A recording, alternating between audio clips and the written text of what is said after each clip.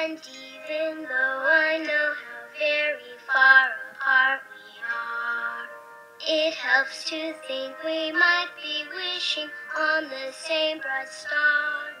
And when the night wind starts to sing a lonesome lullaby, it helps to think we're sleeping underneath the same big sky. Somewhere out there, if love can see us through,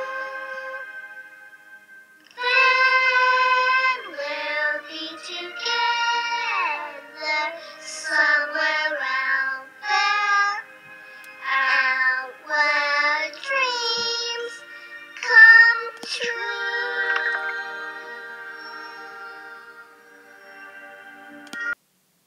All right, hopefully you had a chance to overcome that. Hopefully you have tissue available. I am emotional too. Wow, what a song. It's love, relationships.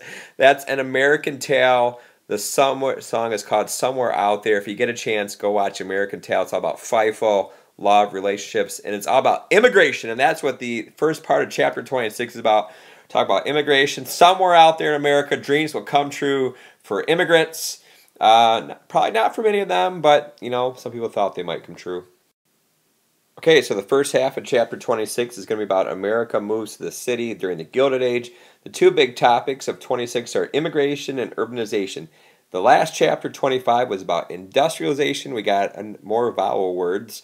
Immigration and urbanization, that's what we're going to talk about. And here's some of the key topics, and you need to know all four of these for this chapter. First section is the urban frontier. The word urban means city, so we're going to talk about life in the city. And so during this 30-year period, shortly after the Civil War to 1900, our population in America doubled, and in the cities it tripled. So just a massive growth of the cities, and that is called urbanization. The cities grew up and out, so they became bigger, but also skyscrapers were built so more people could live in buildings, tall buildings, and apartments. One of the chief architects of the Gilded Age, a guy named Louis Sullivan, famous architect in American history, and a lot of his skyscrapers that he created first appeared in Chicago in the late 1800s. All right, big topic on this page is the problems in the city. Electricity eventually does come around, so that is exciting, and there is indoor plumbing, so that's not as smelly. Telephones are better for communication. So the city life did have many draws to it. However, there are a lot of serious problems. I definitely highlight the problems of the life in the city. Crime was a major problem. The water, very impure. Dirty was the area of the city. A lot of garbage, trash around. It was just very filthy. A lot of disease in the city. So it was really not a great place to live when you compare it to the country. Another major problem were something called dumbbell tenements. I would highlight these. And these were apartments, okay, and they were in the shape of dumbbells. And I'll show you a visual here in a second what they look like. But these were horrible places. These tenement houses, maybe you want to write the word houses next to it, but these tenement houses or apartments were just awful place to live. People were cramped in there. It was dark, dirty, very unhealthy. A lot of times an entire floor would have to share a bathroom. So unfortunately, this is where a lot of the poor had to live in, and many of them became sick because of the unhealthy conditions of the dumbbell tenements. Immigration is a huge topic in A-Push. It's a theme. Peopling. There you go. Shout out to the peopling.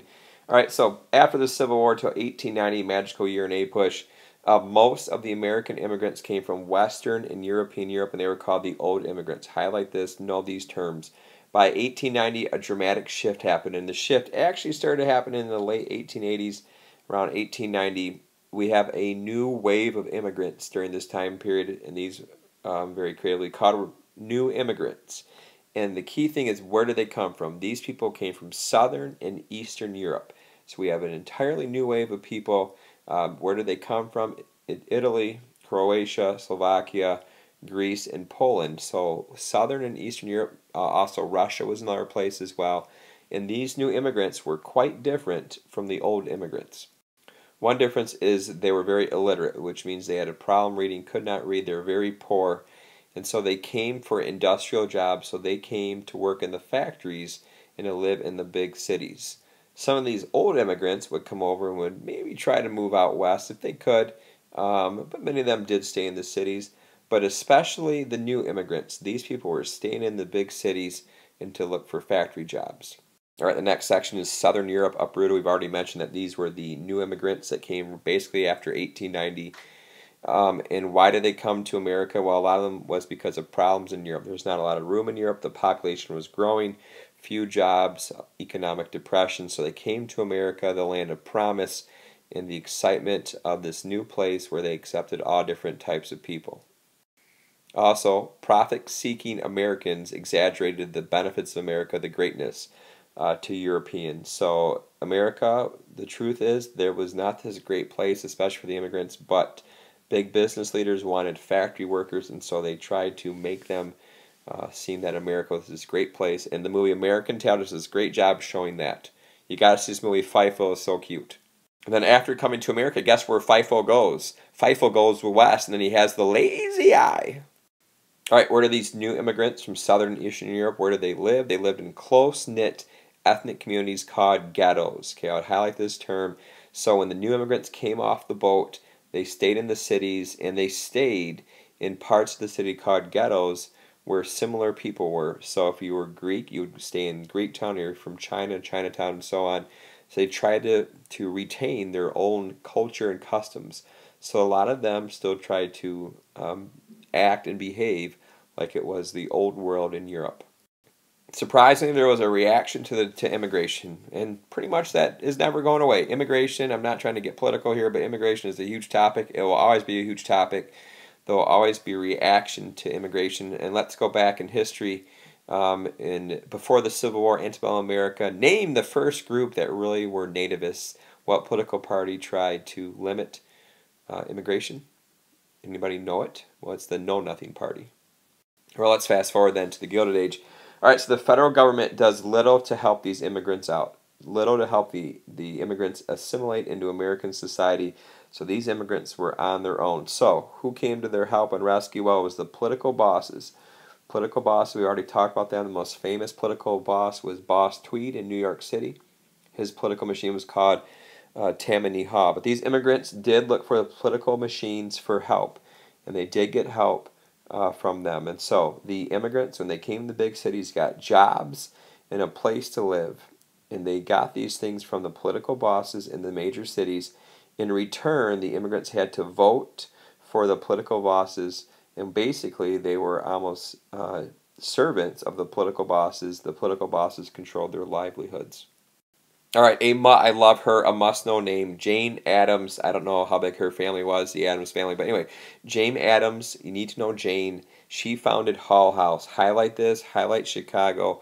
And she started the settlement house movement, highlight this, during the Gilded Age, late 1800s into the early 1900s. Settlement houses were center of activity for women's activism and reform.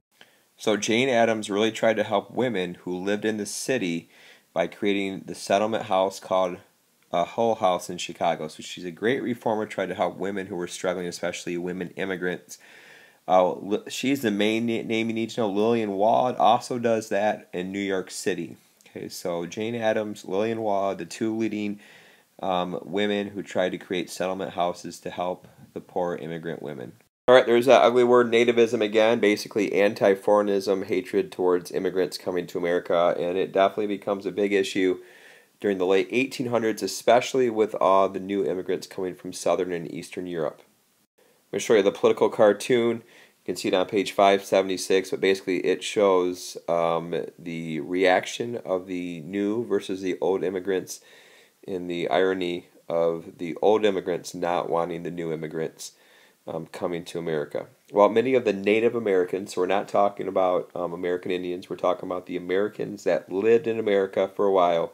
They blamed the problems of the cities, such as the overcrowding, the dumbbell tenement houses, the crime, the disease, on these new immigrants. So there was a lot of hatred between old versus new immigrants.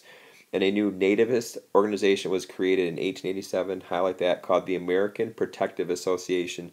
This group tried to limit immigration during the Gilded Age into the early 1900s. Over 1 million people actually joined this group to try to limit the new immigrants coming to America. And I mentioned this group earlier, but in the 1850 Nativist group was called the Know Nothing Party. Finishing up the section on narrowing the welcome mat, unions, trade labor unions, they very much hated the new immigrants because these new immigrants were willing to take the jobs from the factory workers. They're willing to pay or willing to work for less pay, which really hurt the union's cause. Okay, in 1882, Congress passes the first restrictive law against criminals, trying to ban criminals trying to come to America. Also, of course, that same year of 1882 was the Chinese Exclusion Act. So there definitely was some nativism going on in the Gilded Age in America. By 1917, there was literacy tests for immigrants. So if you're an immigrant, you come to America, when you come to Ellis Island, you had to pass a test in order to come into America. Many of these immigrants could not read, so they could not pass the test. And this really happened during World War I, trying to especially limit immigration from Germany. And of course, the greatest symbol in America of immigration, welcoming everybody to America, is the Statue of Liberty. That was a gift to the United States from France in 1886. And of course, it's very ironic because the bottom of the Statue of Liberty, the inscription reads, "Give me your tired, your poor, your huddled masses yearning to breathe free." Well, not really. All right, this slide will be relatively quick. Churches during the Gilded Age really could not solve the problems of the cities, and they did not address the problems of the Gilded Age, so churches, charity groups were not extremely helpful. And you don't have to highlight these two people, but just be an awareness that some people did try to improve the poor in America. Maybe you've heard of some of these places, heard of Moody Bible Institute in Chicago. All right, and the final slide for today is Darwin Disrupts the Churches. You need to know Charles Darwin. He published his famous On the Origin of Species pamphlet in 1859. I would highlight that. Basically, it set forth the idea of evolution in science, and I think it kind of begins the conflict between modernists and fundamentalists. You need to know these two groups of people. Fundamentalists are very, on the political spectrum, be very much to the right. Modernists are more towards the left. Okay, and so these modernists wanted to challenge the fundamental traditional religion, and Darwin's theory really tried to give more value to the modernists. So during the Gilded Age and into the 1920s, you're going to see this conflict between religion versus science, modernists versus fundamentalism, or the idea of creationism, and this comes to a head, these conflicts between science and religion in the 1920s with the famous Scopes trial of teaching of evolution in public schools. That is a famous monkey trial of the 1920s. We'll get to that later. But this conflict begins during the Gilded Age.